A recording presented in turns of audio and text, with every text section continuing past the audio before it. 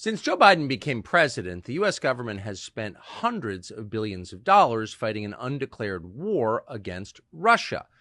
No one in all of that time has explained really the purpose of this war, why it would benefit the United States or the world. Clearly, at least some policymakers are motivated by ethnic and religious hatreds. That's probably part of the real reason.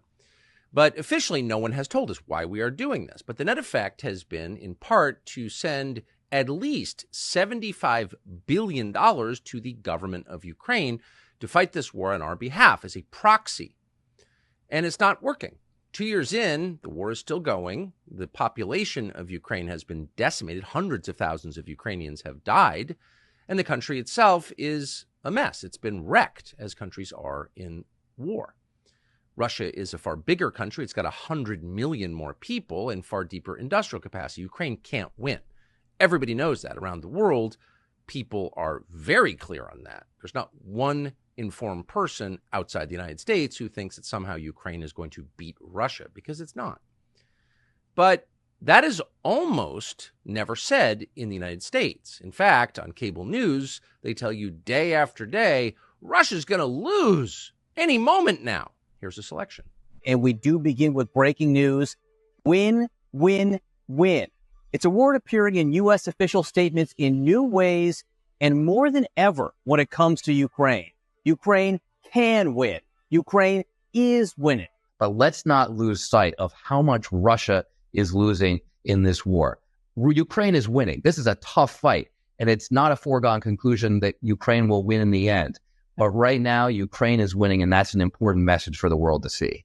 Russia is losing this war. They are suffering horrifying casualties, the likes of which they have not seen since World War II, and for very little gain. But right now, I think it's fair to say Ukraine has the upper hand. Ukraine is winning its war thanks to the enormous support we and others have provided, and we need to keep the pressure on Putin. President Zelensky described the time as the beginning of the end of the war. Does he have that right? Well, I think it's clear that Ukraine is winning. It's just Barry McCaffrey. They're liars and buffoons. And again, if you're looking at all of this coverage from outside the United States, you're laughing bitterly. This is the leader of the world? People who blithely tell lies, provable lies like that result in the deaths of hundreds of thousands of people and feel no guilt or shame as they do it. This is the beginning of the end of Russia, right? That last clip was from a year and a half ago, and they knew it was a lie then, and they know it even more now. But that has not stopped the push for you, the American taxpayer, in the middle of the total collapse of your own country, in the middle of an invasion by the rest of the world, tens of millions of foreigners coming here illegally. That has not stopped the press on the U.S. Congress to send still more to the government of Ukraine, another $60 billion. Nobody is for this. The overwhelming majority of American voters are opposed to it. Certainly the overwhelming majority of Republican voters are against it. The majority of Republican members of Congress have said they're against it. But the leaders of the Republican Party and, of course, the Democratic Party are completely for it. Here's the top Republican in the United States Senate, Mitch McConnell, the disgraced Mitch McConnell of Kentucky, saying that as he spends his final months in the U.S. Senate before retiring, his main goal is to send billions more to the doomed government and illegitimate government, anti-democratic government of Ukraine, and hurting any fellow Republican who doesn't agree with him. Here's Mitch McConnell. I finally thought it was time to go in a different direction. But I'm not leaving the Senate, and I'm particularly involved in actually fighting back against the isolationist movement in my own party and some in the other as well. And the symbol of that lately is, are we going to help Ukraine or not? Are we going to help Ukraine or not? Hundreds of billions of dollars, U.S. dollars, spent fighting this war against Russia, which is not working at a time when our own country is becoming, in parts, literally impoverished. So history will record Mitch McConnell for what he is, an evil fool. But Mitch McConnell is leaving.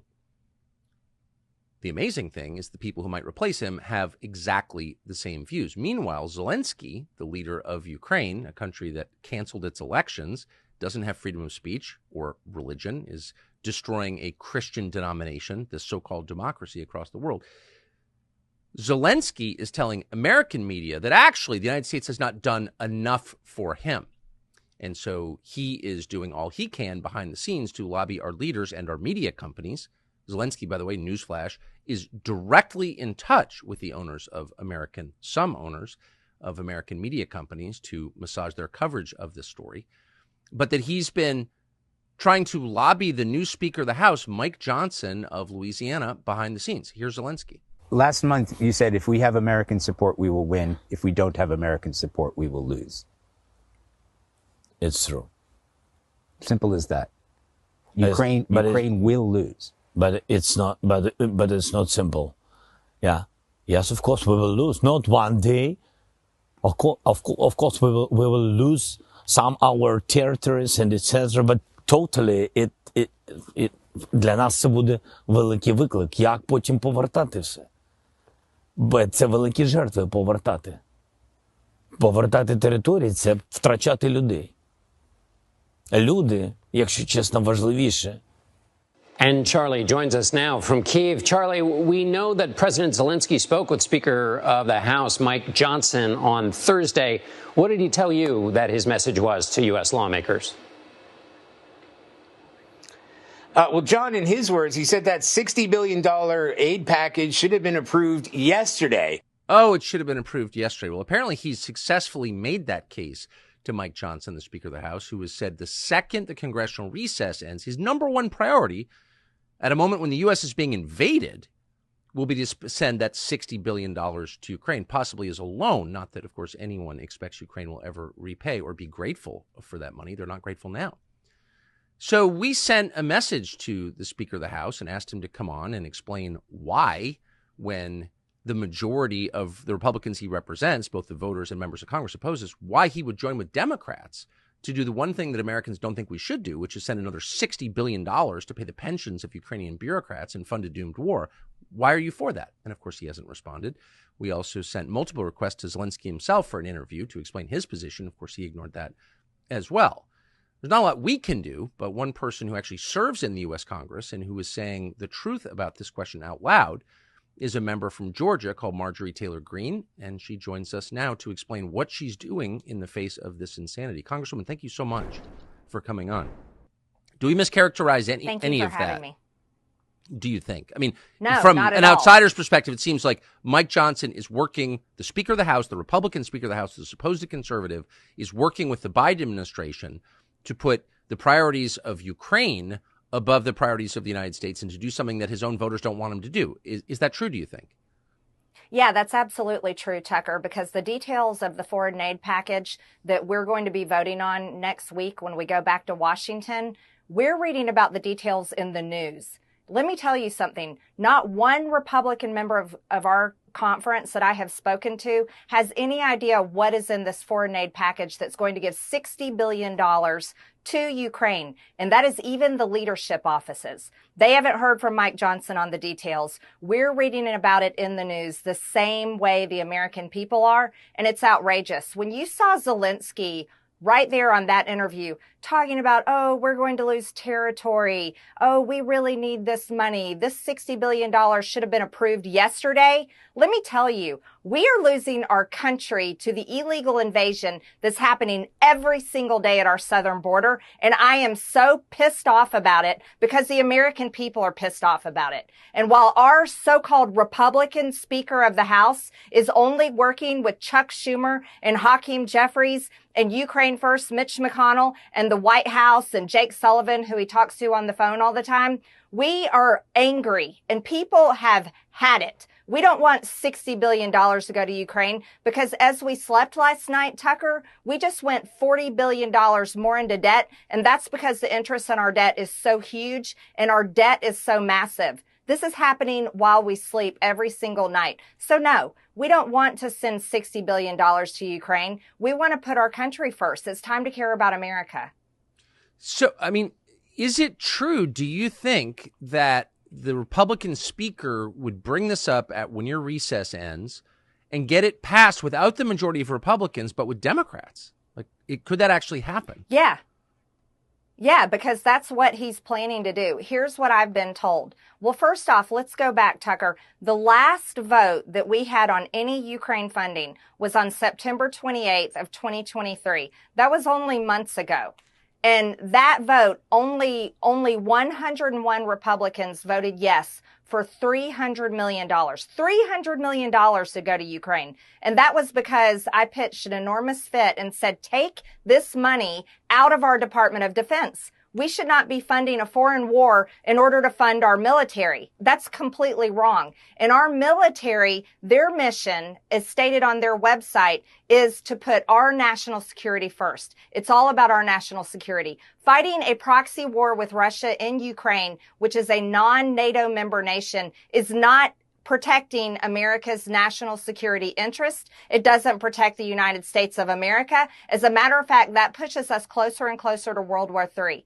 So we had that vote on September 28th, 2023. 117 Republicans voted no. That was the majority of the majority.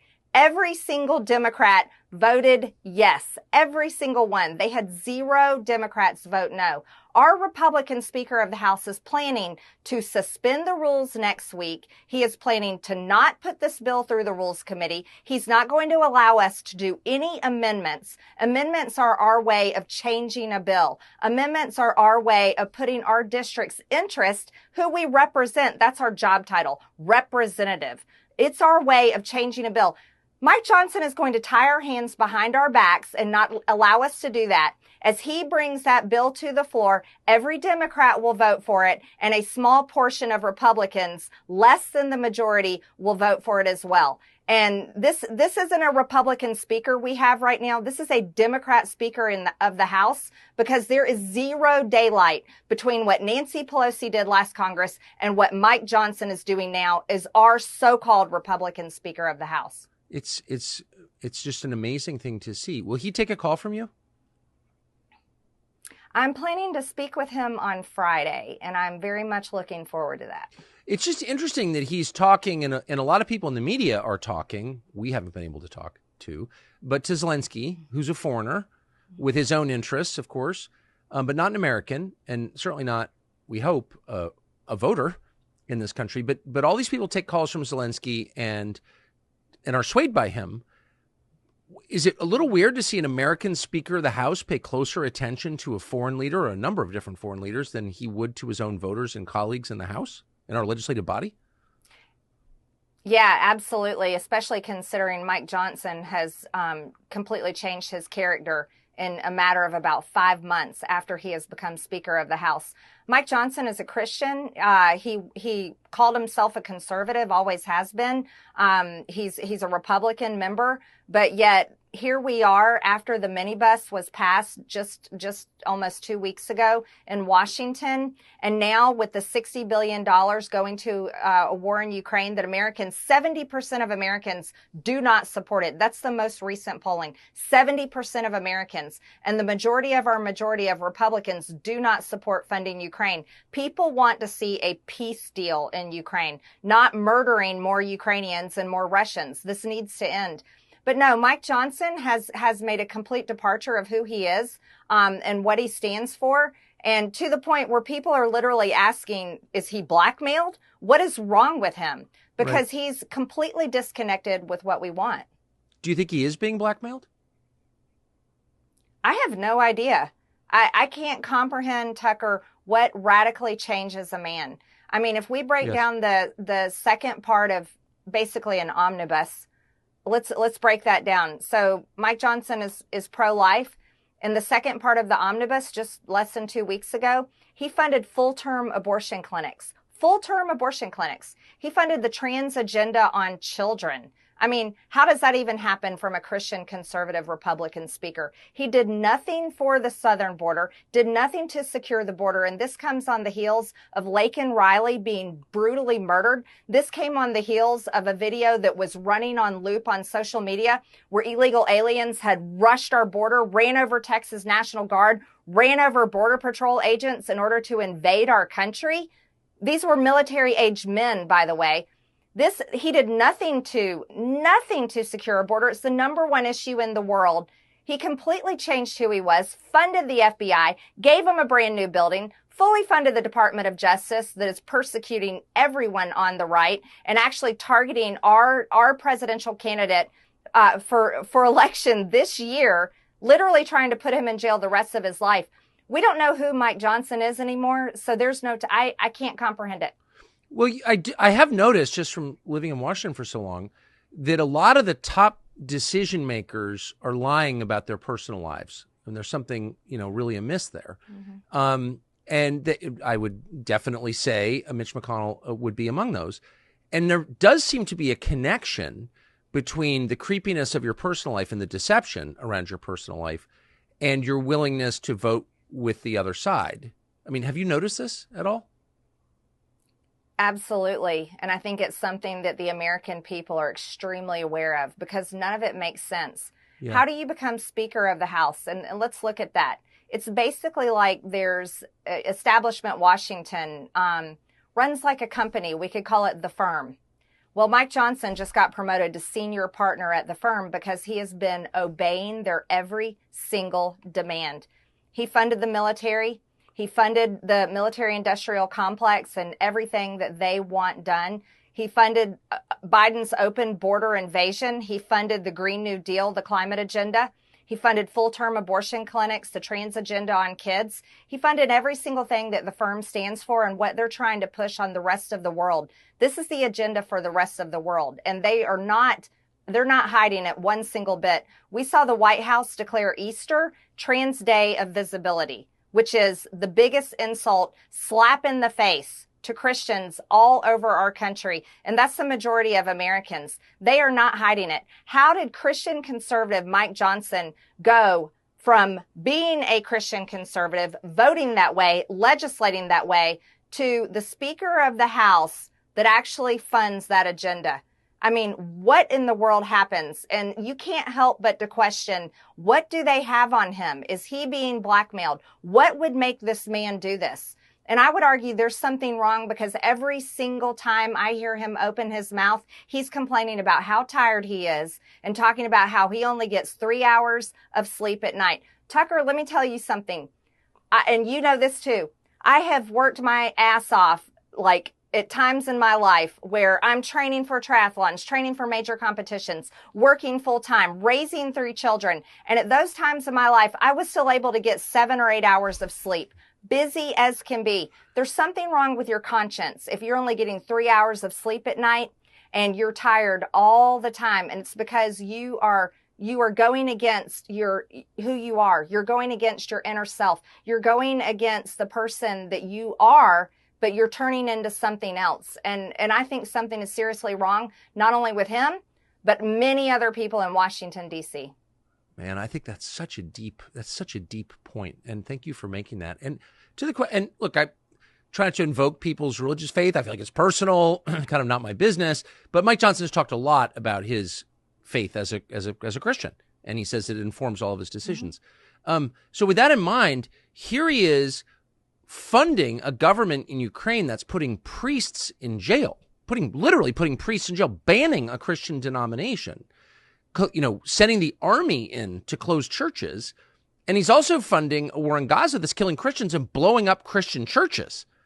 So how can a Christian be in favor of using U.S. tax dollars to kill and imprison other Christians? I don't understand that. What is that? Yeah, you can't be. It's called a hypocrisy is what that's called. That is completely against every tenet of our Christian faith. It's against what the Bible says. If we went to biblical principles, Tucker, biblical principles teach us to not be in debt because we are slaves to our debtor. But yet this morning, when Americans woke up, they found themselves $34.6 trillion in debt, and it went up $40 billion while they slept. So that is completely against our Christian faith, against our principles that the Bible teaches us. But to fund the murder every single day, to fund a war, to pay for it, to continue it, to advise it, to have our CIA on the ground over there running that war in Ukraine against Russia, nuclear armed Russia. This is beyond this. You can't even call yourself a Christian if that's what you're doing. That is a complete departure from anything that is Christian. And I would argue funding wars all over the world is a complete departure. Because here's the truth. They lie to us every single day, Tucker, telling us that Vladimir Putin and Russia is going to continue and march across Europe and take over Europe. That is a complete lie, because that is not what we are seeing with our eyes. And that is not what recent history is showing us. And that is not the statements of Vladimir Putin and Russia. That is not what they are saying they want to do. Yeah. I mean, like they care about Europe. They blew up their natural gas pipeline. They impoverished Europe. They destroyed the economy of Europe. Mike Johnson and his friends. So last question. Is this actually going to happen? Will this funding go through with Mike Johnson leading the charge after recess? Yes. Everything that I've seen, everyone that I've talked to, is this is happening next week. He's going to suspend the rules. He's going to bring it to the floor for a vote. Every Democrat is going to wear their blue and yellow lapel pins and flags and scarves, and they're going to vote to fund that. And we're going to have, a percentage of our Republicans that actually support it will vote to fund it. And it will pass in the House. It will pass in the House. It'll go to the Senate. Mitch McConnell will line up his little Senate soldiers, and they will vote for it. And Chuck Schumer can't wait to pass it because Ukraine is everything, right? Ukraine is everything. Murdering an entire generation of Ukrainian men is the most important thing that they can do. And they'll pass it, and then Joe Biden will sign it into law. Yeah, shutting down churches. Well, that's their agenda anyway. Is there any way to stop it, do you think? Mm-hmm. If the American people, let me tell you something, Tucker, and I can't make this point loud enough. The American people can stop our government. They can. When they decide that it's important enough for them, when they realize that within 10 years, CBO has projected that we will be approximately $55 trillion in debt at the current spending levels. If everything stays the same, we're going to be $55 trillion in debt in 10 years. We are going to implode. If the American people finally decide they're tired of illegal aliens murdering them, they're tired of illegal aliens squatting in their homes, they're tired of illegal alien men raping children and raping women, if the American people finally have had enough and say no, they can stop it. And let me tell you, Tucker, if the American people say enough of sending money to foreign wars and foreign aid and funding the murder of people in foreign countries, in countries we can't even find on a map most of the time, if the American people say they've had enough of that and they're able to engage in this and stop spending all their money on all their hobbies and being disconnected and refusing to look at the serious situation that we're living in right now, the American people have far more power than I have, and I'm a member of Congress. If they literally hold our government accountable and stand up and say, enough of this, and I think they should throw out every single elected official. I'm not kidding. Every one of us should be thrown out. This government is a failure to the American people, and I'm angry about it, Tucker, because I'm a mom. My adult children and that generation and your kids and our grandchildren at the current rate right now, they'll never be able to afford a home. They have no strong financial future, and they are going to be living and raising their own children in a country whose government has screwed all of us over. And that is the flat out honest truth, Tucker. And so, the American people could stop it if they really want to. I hope that lion roars. I will say, Congresswoman Marjorie Taylor Green of the state of Georgia, thank you so much for that. Good luck. Thank you. Free speech is bigger than any one person or any one organization. Societies are defined by what they will not permit. What we're watching is the total inversion of virtue.